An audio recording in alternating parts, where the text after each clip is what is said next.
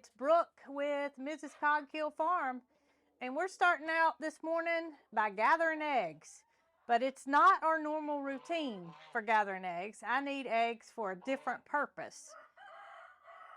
So let's hope I have at least 2 eggs today because I'm gonna need them. Okay, girls, looks like we have at least 2 eggs, which is what I needed. 4, 5, 7, 9, 10, 11. We have 13 eggs, and I can see one that hasn't made the roll yet. You know why? Because it just was laid, and that's exactly what I needed. Thank you, lady. So I have 2 things that I need in order to make today's video come together. And the first thing was eggs, which I have. The second thing was canned cat food. I just so happen to have some of that because that's what Pink loves, and she gets fed that at the barn every single day. So with these 2 items, we're headed over to the aviary. You ready to go, girl? We got work to do.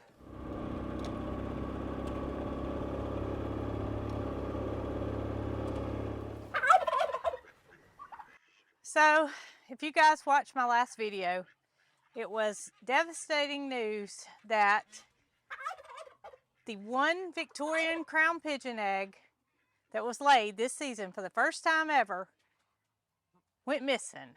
And, you know, I cannot imagine what could have happened to the egg. I have literally combed every square inch of this aviary to try to find out what could have happened.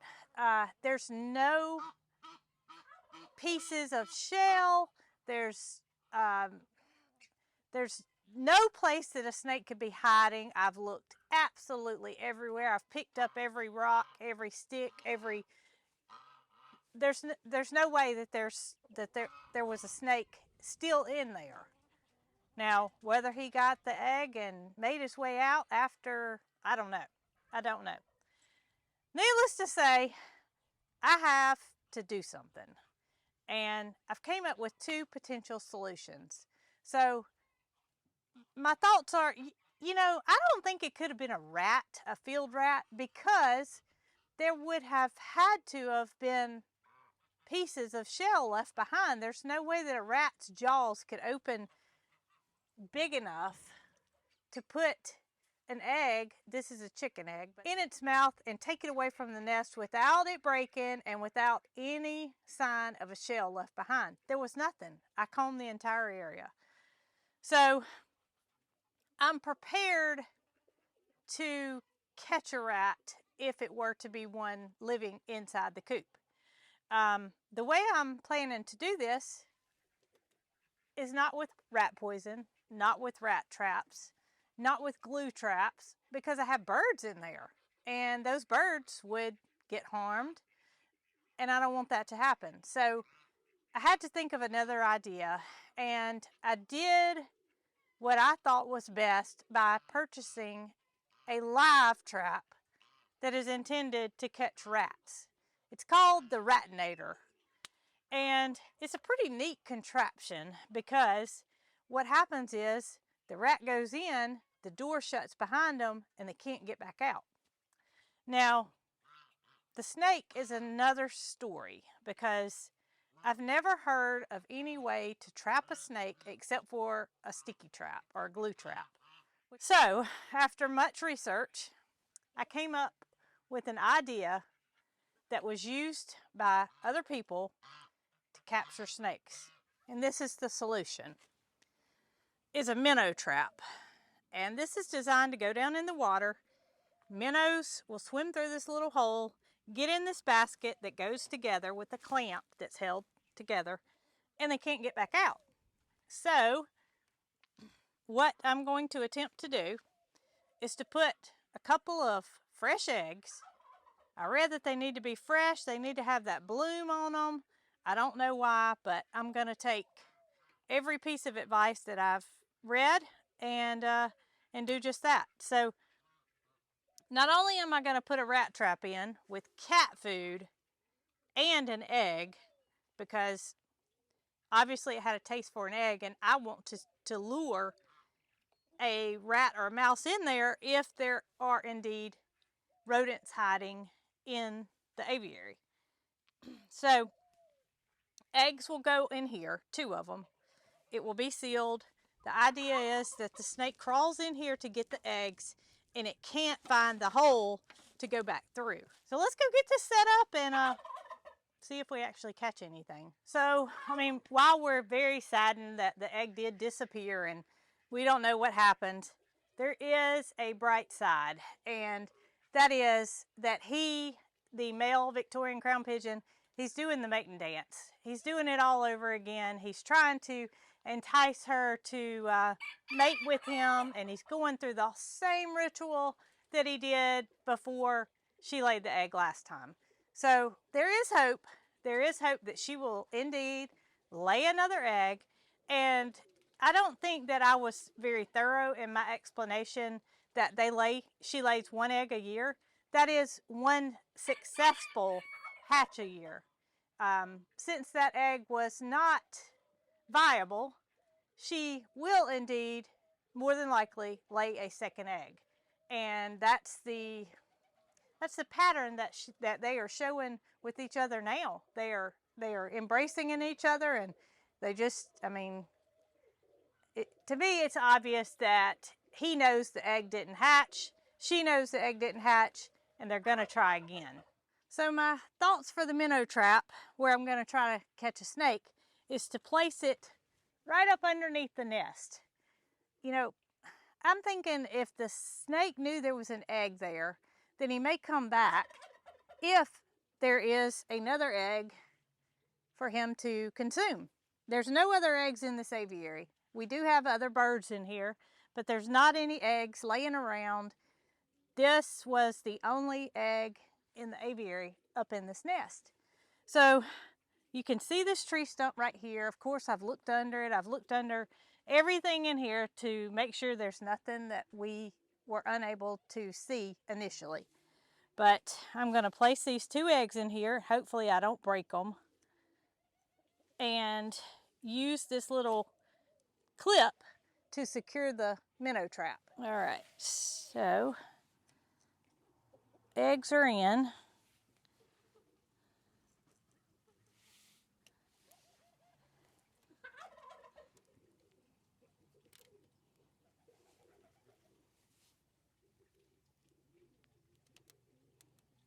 My first trap is set, and I'm going to leave it right here. I'm not going to leave it here forever. I'm just going to see if we're able to capture anything. Okay, so here is the 2nd trap, and this is the ratinator. But the reason I'm choosing to use this is because it's safe for all birds that are in here, and I don't want anything getting harmed. So here's how it works. It has this little opening right here, and it's kind of like a little teeter-totter. And what happens is you put your bait in the center here, and you lock the door with this clasp. I've got it underneath the handle. You lock the door securely with your bait in there, and the rat will go in, use the teeter-totter, in which the door will shut behind the critter, and it'll go in and it can't escape. So I read that the best bait to catch rats with is cat food, canned cat food. So I'm going to use that to try to lure the rat in by the smell, put it in the center, but I'm not stopping there because obviously it had a taste for eggs. So, you know, what more entailing than to put a fresh egg on top of that cat food before I seal it up. Now I'm just gonna secure the lid so no cheating, can't get in and get the bait and not get trapped. I've got it spring loaded, it's ready to go, and I'm thinking I'm going to place this on the side of the aviary because it says in my reading that they like to travel a pattern which is on the perimeter or the outside of a building or whatever it is. So I'm going to place it right here on the edge, over here near where the nest was, and we'll see what we come up with. So here we go. I've placed it right here on the edge over here, and it's probably about 8 foot from the other trap. So don't know if we'll catch anything or not, but I'm gonna give it my all. And there they are, the lovely couple. I wish I could catch them in the mating act.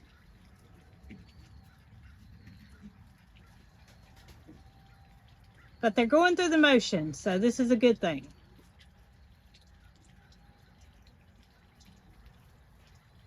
Look at how much bigger she's became than him. That's him on the back side, on this right side over here. He's on the right and she's on the left. Orange band is her, pink band, silver band is him. But you can really see the difference when they start heading this way. I don't know if she already had crop milk, and that is the reason that she looks so. Both parents will feed them, but you can see that she is much larger right now than he is. But y'all, let's hope we get something. Let's hope we catch something and get rid of it so these guys can give it a new start. We're going to use those extra eggs that we gathered to do a little something in the kitchen. And that is, Jason's birthday's tomorrow, and he's requested a homemade cheesecake.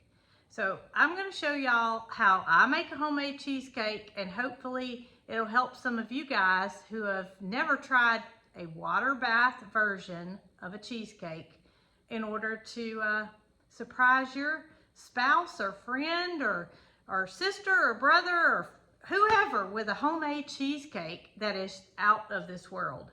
So the first step to making this cheesecake is to preheat your oven to 475 degrees. Now, y'all, that might sound like a real high temperature to cook a cheesecake at, but you gotta stick around because it doesn't stay that way the entire time. So 475. Preheat while we go and put some water in a pan. So you need a pan big enough to put a 9-inch springform pan down into with the water. And then you're gonna measure in 1/2 inch, which I've measured on this fork. It's got a little notch here to where I could make sure that I had a 1/2 inch of water. So as long as your springform pan will fit down inside this pan that you fill with water, you're covered.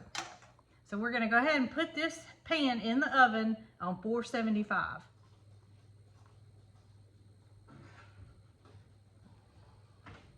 So one thing I've learned about a springform pan, if that's something that you don't already have on hand, just about every time I go in a thrift store, I'll notice that there's a springform pan there. So to line your springform pan with parchment paper, you're gonna take your bottom, set it down, put your ring over the top of it, push down, and clasp your springform pan shut. And that way, the bottom of your pan is lined with parchment paper. And what about the sides? I've already pre-cut this, but I'm gonna take some cooking spray and line the inside of the pan so my parchment paper will stick to it. See that extra bit of cooking oil allowed it to adhere to the side so I'm not constantly having to hold it in place. Kind of does the work for you. All right, and now we're going to make the crust. So to make the crust, you're going to need 1½ cups of graham cracker crumbs, 1/4 teaspoon of ground cinnamon, and 1/3 cup of unsalted butter or margarine melted, added to your mixer. And you're just going to combine all of this together and press it into your springform pan that's lined with parchment paper. So you're gonna put your graham cracker crumbs, your butter, and your cinnamon in the bottom of your springform pan, lined with parchment paper, and you're just gonna press it in the bottom and up the sides about 2/3 of the way. And that's gonna give you a wonderful homemade crust. So now we've got our crust made, and you may be wondering, well, how does that crust not get wet when it's in that springform pan? Well, we're gonna wrap the entire bottom of the springform pan in aluminum foil.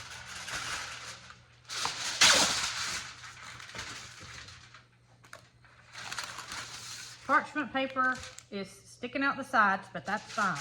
Because all we want to do is ensure that that pan on the inside does not get wet. And it's not going to look pretty, but that's okay because it just prevents moisture from getting in there. While we are preparing the filling, we're going to put this in the freezer. So to make the filling, you want your cream cheese to be softened. So make sure you have that set out in ample time for it to soften up so you're not using hard cream cheese.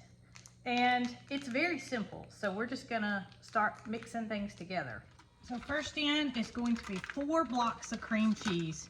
And y'all don't try to keep up with what I'm saying because Jason will put the recipe down below. So you won't have any problem going back and referring. So 4 blocks of cream cheese softened. It's so hard to get cream cheese out of the package, especially once it's already softened, but I want to make sure I get every little bit out, and I have done so. And to those 4 blocks of cream cheese, you are going to add sugar, sour cream, and vanilla. So I've got 1 1/4 cups of sugar already measured out.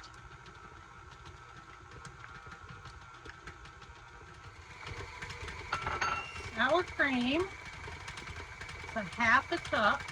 And Jason does not like sour cream, but he does not mind it in this recipe. You don't even taste it. And 2 teaspoons of vanilla extract.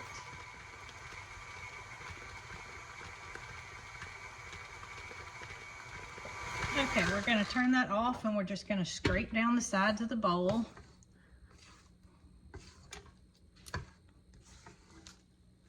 And blend it again since we have all the ingredients needed right now.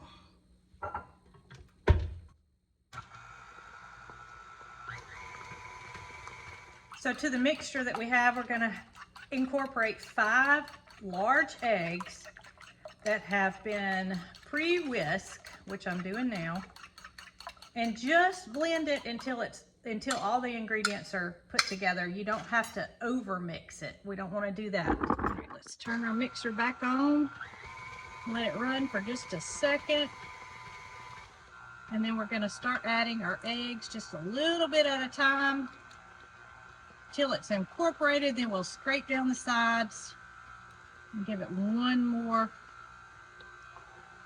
blend. Those farm fresh eggs make that filling so yellow. All right, that looks good. Just gonna scrape it all down again. Make sure everything was blended up well. So I got the crust out of the freezer, and we're just gonna add the filling into that crust. And this is a big cheesecake. It comes just about all the way to the top of your springform pan. Just gonna spread that out a little. And we've got our water bath going at 475 in the oven. So let's get this cheesecake in there. All right, so cheesecake goes into the water bath, hot water bath, might I add, for 12 minutes. And in 12 minutes, we're gonna lower that temperature. And what the water bath does is it adds moisture and it helps to prevent that cheesecake from cracking, which most of us who've made a cheesecake in the past have had a cheesecake to crack. Now, not to say this may happen today, but I have had really good results when using a water bath for making a homemade cheesecake. So hopefully you will too. So this recipe is actually the recipe that is used at the original Cheesecake Factory. And while some of you may not have eaten at the Cheesecake Factory, I bet you've heard of it. They have over 30 varieties of cheesecake that they make there, and I don't know why, but we just prefer the original. We just prefer the no chocolate, no strawberries, just the original cheesecake. but this cheesecake does have a topping on it, and it's not the kind of topping you would think of. It's made from sour cream and sugar. And before I clean my kitchen up, I like to go ahead and make this topping, have it in the refrigerator, so when the cheesecake does cool down enough, you can go ahead and add it and you're not having to mess up your kitchen all over again. So what the topping involves is a ½ cup of sour cream and 2 teaspoons of sugar. And all you gotta do is to stir those 2 ingredients together, put it in your refrigerator until your cheesecake is completely cooled, and you can go ahead and add that to it.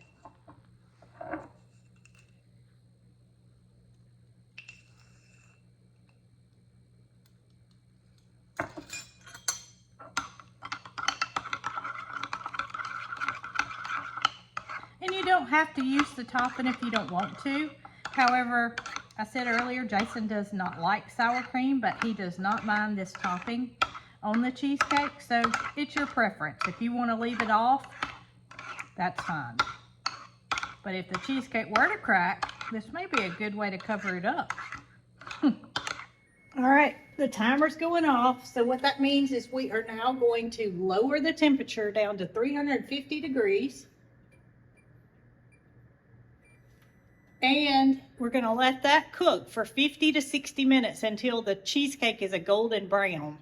And you'll just have to judge by your oven. I'm gonna set my timer for 50 minutes and check it. And hopefully no cracks.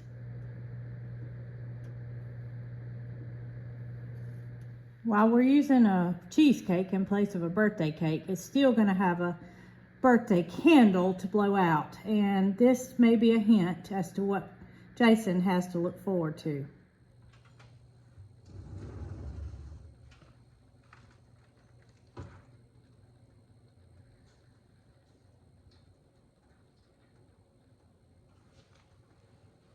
Okay, so I just took the cheesecake out of the oven, in which I did have to cook the entire 60 minutes. But I'm gonna tell y'all, this kitchen is smelling delicious. I don't know how easy it's gonna be to wait until it completely cools off, but that's a must. And plus, I need to wait on it to cool off before I add the topping. But I did give it the full 60 minutes in order to get that golden brown color. And I can promise y'all, it's gonna be good. Jason's gonna have a wonderful 49th birthday.